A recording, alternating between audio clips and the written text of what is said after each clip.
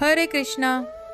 महर्षि कश्यप की पत्नी दक्ष पुत्री अदिति के गर्भ से 2 पराक्रमी बालकों का जन्म हुआ। इनमें से बड़े का नाम हिरण्यकश्यप व छोटे बालक का नाम हिरण्याक्ष था। बड़े होने के बाद दोनों भाइयों ने युद्ध में देवताओं को परास्त करके स्वर्ग पर अपना आधिपत्य स्थापित कर लिया। परंतु हिरण्याक्ष की मृत्यु के पश्चात हिरण्यकश्यप महेंद्रांचल पर्वत पर चला गया। वह भगवान विष्णु द्वारा अपने भाई की मृत्यु का प्रतिशोध लेने के लिए ब्रह्मा जी की घोर तपस्या करने लगा।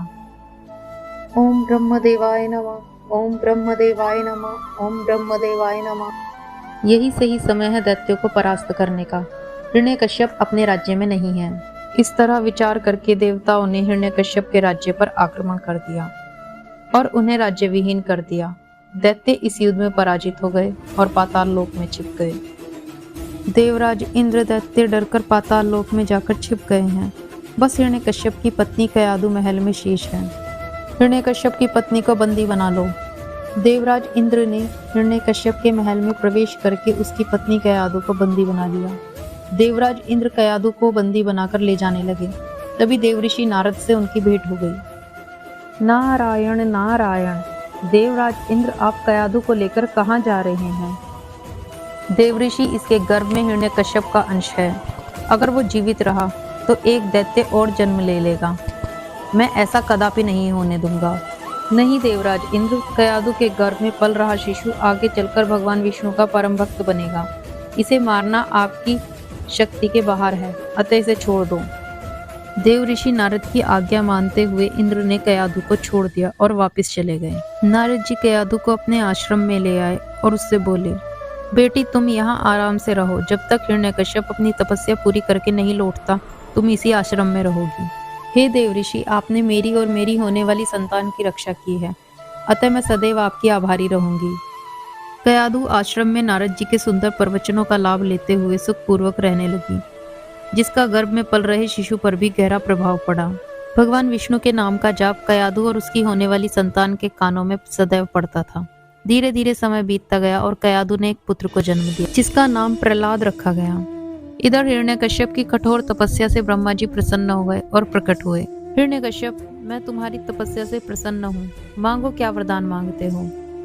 ब्रह्मदेव, मुझे ऐसा वरदान दीजिए कि मुझे ना कोई घर के भीतर मार सके ना बाहर, ना अस्त्र से ना शस्त्र से, न दिन में ना रात में, न मनुष्य से न पशु से, न आकाश में न पृथ्वी पर।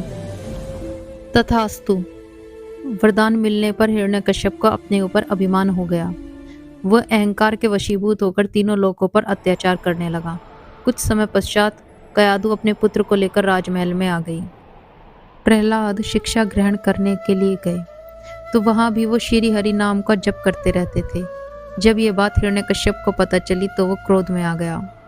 तू मेरे शत्रु के नाम का जप करता है, अतः मैं तुझे मृत्यु दंड देता हूँ। तेरे जीने का कोई लाभ नहीं है, क्योंकि तू शत्रु प्रेमी है, अपने कुल का नाश करने वाला हो गया है।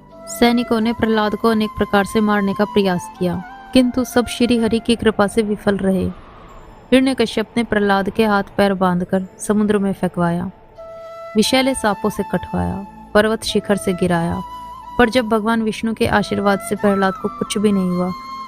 जब प्रहलाद को मारने के सभी प्रयास विफल हो गए, तब हिरण्यकश्यप की बहन होलिका उसके पास आई और बोली, भैया आप निश्चिंत रहें, मैं प्रहलाद को गोदी में लेकर आग में बैठ जाऊंगी। मेरे पास ब्रह्मा जी द्वारा दी गई चादर है, जिसे ओढ़कर मुझ पर अग्नि का कोई प्रभाव नहीं होगा। हिरण्यकश्यप ने अग्नि जलवाने का प्रबंध कराया और होलिका प्रहलाद को गोदी में लेकर बैठ गई। परंतु श्री हरि की कृपा से प्रहलाद को कुछ भी नहीं हुआ और होलिका जल गई। इससे हिरण्यकश्यप अत्यंत क्रोधित हो गया और प्रहलाद से बोला, दुष्ट, अब मैं तुझे मृत्यु दंड दूंगा और बता तेरा भगवान कहाँ है। पिताश्री, श्री हरि तो सभी जगह स्थित है।